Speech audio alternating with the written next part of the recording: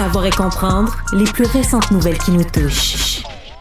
Alors, Alexandre, énormément de choses à dire sur cette tempête politique à Ottawa, démission de Chrystia Freeland et un avenir plutôt incertain pour Justin Trudeau. Oui, absolument, parce que c'était une des pièces maîtresses, là, pour ne pas dire littéralement la vice-première ministre du Canada là, qui a démissionné de ses fonctions, là, donc qui reste quand même député libéral dans le Parti libéral au fédéral. Ça aussi, on y reviendra parce que c'est intéressant et en elle veut soi. se représenter lors de la prochaine élection. Là. Voilà, c'est quelque chose qu'elle a mentionné dans sa lettre de démission, une lettre qui est à mots semi-couvert, assez fracassante quand même envers le gouvernement. Ouais. Elle règle ses comptes, puis c'est une chose est claire, l'idée des chèques, là, du congé de la TPS, c'est pas quelque chose duquel elle semblait particulièrement en faveur. Là. Explique que le Canada, dans un contexte où on a une espèce de guerre de tarifs qui se profile à l'horizon avec les États-Unis, la menace imposée par M. Trump d'un tarif de 25 % si on ne règle pas des problèmes aux frontières, mais on devrait se garder des réserves là, au cas où les pires scénarios catastrophes se produisent. Mais au contraire, en ce moment, on est en train d'envoyer de l'argent, d'envoyer des chèques, et c'est pas quelque chose qui rassure les Canadiens par rapport aux finances. Je paraphrase, mais c'est grosso modo ce qui est dit à mots couverts là, par Mme Freeland. Donc, c'est Dominique Leblanc qui reprend ses fonctions, un allié assez proche de M. Trudeau. C'est un ami d'enfance, en fait. Ouais, voilà, un des proches collaborateurs. Là. Mais il faut quand même mentionner, Alexandre, je sais pas si tu es d'accord, mais le fait quand même que Chrystia Freeland allait être tassée, là.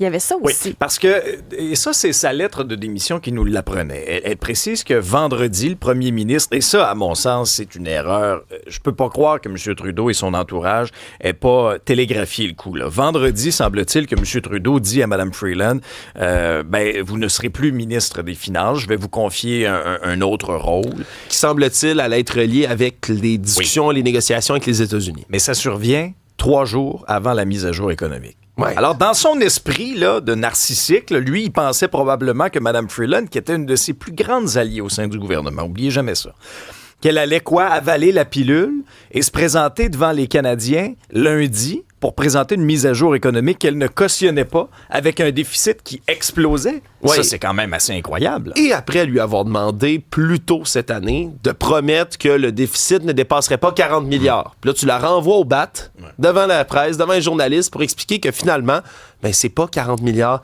c'est 62. Parce que c'est ce qui a été annoncé hier. Au travers de tout ça, il y a quand même une mise à jour économique là, qui devient un peu obscurcie par l'éclipse médiatique de la démission de Mme Freeland. C'est 22 milliards de plus que prévu là, dans cette mise à jour économique. Et c'est quand on rentre dans le détail, Alex. Quand on rentre dans le détail de quoi? D'absurde. Parce qu'on a là, 16,5 milliards de dollars d'inattendus. Qui ça, c'est des réclamations à payer aux communautés autochtones là, au Canada. Bon, difficile d'argumenter contre ça, mais 4,7 milliards de dollars d'argent perdu en aide pandémique comme la PCU. Oui, ça, je trouve ça inacceptable. Sincèrement, là, si vous êtes, par exemple, travailleur autonome, OK? Si vous êtes même un contribuable, faites une petite erreur de bonne foi avec Revenu Canada. Mettez une virgule à mauvaise place, oubliez 2-3 cents. Ils vont aller vous les chercher jusque dans vos shorts. Je vous le dis, là, ils vont être intraitables. Et là, on nous regarde en pleine face et on nous dit « Oh, mais vous savez, 4,7 milliards là, de fraudeurs de la PCU. Ah, ça, on y va pas. » Je trouve ça aberrant. Étant un contribuable là, qui envoie plus de la moitié de chaque pièce que je fais au provincial puis au fédéral, là, je trouve ça indécent. Mais surtout que c'est pas juste tes shorts qu'ils vont aller chercher, ils vont te les prendre avec. Tu vas avoir des intérêts sur tes shorts. Ils vont tout te prendre. Et je veux juste revenir brièvement sur toute cette saga-là. Sincèrement, M. Trudeau, lui, il est de plus en plus isolé. C'est ce que ça nous démontre. Lorsqu'une alliée de longue date comme Mme Freeland quitte en fracas de cette façon-là, c'est vraiment extrêmement, extrêmement révélateur. Il reste qui autour de M. Trudeau? Il reste M. Leblanc, il reste François-Philippe Champagne. Oh, oui, non, mais attention. Il était distrait hier, François-Philippe Champagne. Il reste Marc Miller, cet ami des Québécois. Mme Bibeau. Elle quitte, Mme Bibeau. Ouais. Alors, tu regardes un peu ça et regardons un peu l'échiquier politique, là, ce qui se passe actuellement. Le Bloc veut des élections en janvier, en 2025. Les conservateurs aussi. Jack Meeting, lui, a été plus nuancé en disant « Je demande la démission de M. Trudeau. » Ouais. Ce qui est un peu ironique. Pareil, c'est pas des élections, ça. C'est ça. Ce qui est ironique, considérant que le NPD aurait le pouvoir de faire tomber le gouvernement de Justin Trudeau. Oui. S'ils décident de le faire, Ouais, mais ils là, peuvent le faire. Dans le marge depuis des Ouais, mois. c'est ça. Et oubliez pas deux autres choses. Il y a le Toronto Star, qui est un média anglophone, qui est très, très favorable aux libéraux de Justin Trudeau. Savez-vous c'est quoi le titre de l'éditorial ce matin? Vas-y donc. C'est le temps pour Trudeau de démissionner. Oh, L'éditorial du Toronto Star. Il y avait une partielle en Colombie-Britannique hier, défaite des libéraux. C'était quand même à prévoir. Ce sont les conservateurs qui ont mis la main sur cette circonscription-là. M. Trudeau a une grosse journée hier, a parlé notamment à son caucus sur le coup de 17 heures et par la suite, il se rendait à Gatineau pour une rencontre là, avec des donateurs notamment. Ouais. Et c'est le seul extrait qu'on a de Justin Trudeau de toute la journée. Sinon, il ne s'est pas présenté au micro. Les caméras ont capté donc son discours et je le trouve complètement déconnecté de la réalité, complètement déconnecté. Portez attention à ce qu'il à ce qu'il a dit devant les donateurs libéraux et vous allez voir là, c'est renversant. Thank you all for being here tonight. It's obviously been an eventful day. It's not been an easy day. But I wanted to come here tonight and speak with you, dedicated, devoted members of the Liberal Party. Ouais, une journée pas facile, une journée riche en rebondissements, si on peut traduire un peu ce que M. Trudeau disait. Puis c'est parce que c'est pas juste des donateurs, hein. C'est les gros donateurs, là, les gros canons du Parti libéral devant lesquels il s'exprimait hier. Puis c'est, encore une fois, tu le dis, Alex, là, on dirait, ah oui, tout va bien, Madame la Marquise, là-dedans.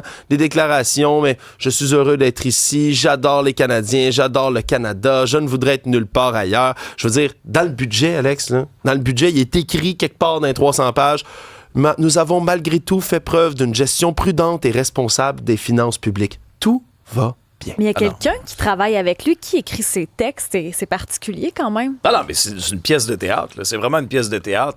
Et de voir à quel point ce gars-là va s'accrocher au pouvoir, quitte à scraper les finances publiques, quitte à détruire complètement la cohésion sociale dans ce pays-là, mais il va tout faire pour rester à s'accrocher au pouvoir. Pendant ce temps-là, de l'autre côté de la frontière, il y a le président élu Donald Trump qui regarde ça.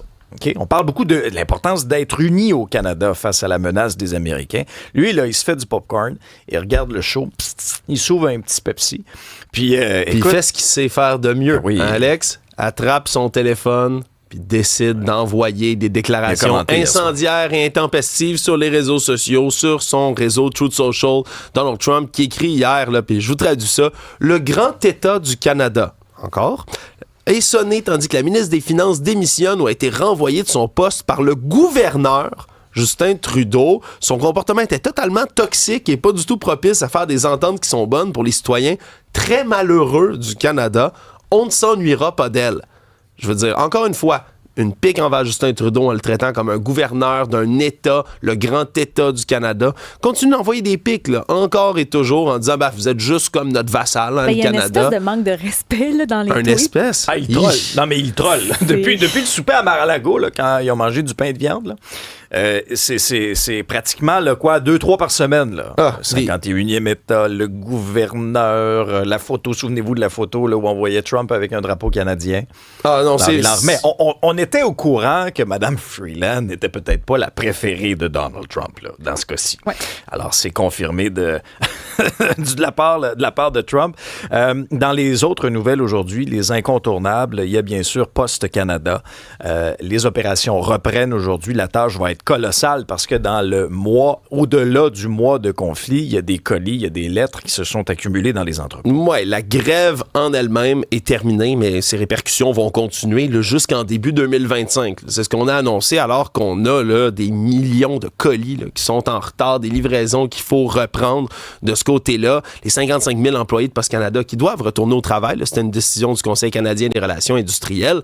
Mais là, c'est parce qu'il faut stabiliser. On dit, par exemple, juste les nouveaux envois commerciaux. Là. Tu peux pas, avant ce jeudi, on n'accepte pas que tu envoies un nouveau colis. Faut rattraper le retard, faut ouvrir les entrepôts, faut vérifier les bons de commande. C'est un travail colossal qui s'annonce là, du côté de Poste Canada avec des employés qui, en plus, là, rentrent au travail sans être complètement satisfaits des demandes qu'eux ont exprimées. Ouais, pensez-vous qu'ils rentrent en sifflant, eux autres? Non, c'est ça, en plus. Je pense pas, moi. Il y en a peut-être qui rentreront pas.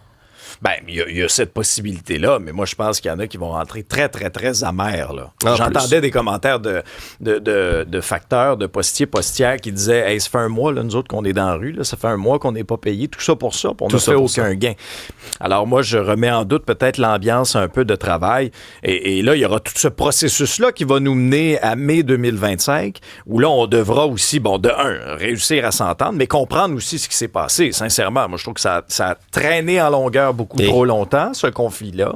Ouais, parce que tout ça, pour ça, il va aussi du côté du gouvernement canadien, du Conseil des relations industrielles.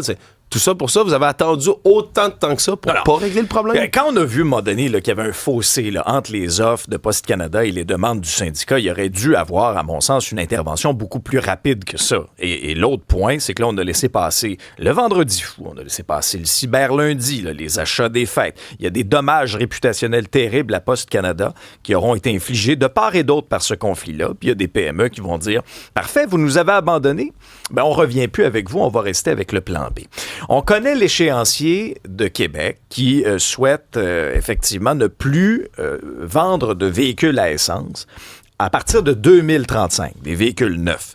Là, il y a tous les incitatifs, notamment la subvention roulée vert. On sait que ça va diminuer à compter de janvier 2025, mais là, ça va plus que diminuer. On va l'interrompre temporairement parce qu'on n'a plus une scène.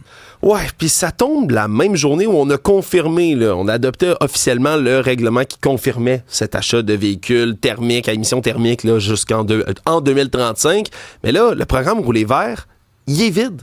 C'est ce qu'on apprend, il est complètement vide. Là. Je rappelle, c'est une subvention de 7 000 $ qu'on donnait avec ceux du fédéral. Ça tombait à peu près, grosso modo, à 12 000 $ de réduction que vous aviez quand vous achetiez un véhicule électrique.